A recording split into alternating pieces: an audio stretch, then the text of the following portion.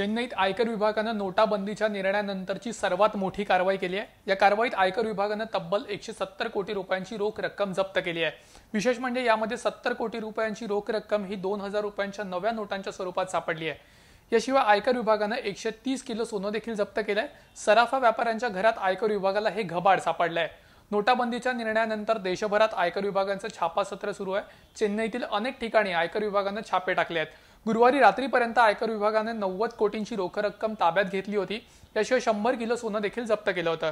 सकाळपर्यंत आयकर विभागाने जप्त केलेल्या रोख रकमेचा आकडा तब्बल 170 कोटींपर्यंत पोहोचला। विशेष म्हणजे यामध्ये 70 कोटी रुपयांच्या नोटा या 2000 रुपयांच्या असल्यानं इतक्या नव्या नोटा सराफांकडे कशा आल्या याचा तपास आयकर विभागाकडून सुरू आहे। या संदर्भातल्या आणि देश विदेशातल्या बातम्यांसाठी लॉग इन करा लोकसत्ता.com।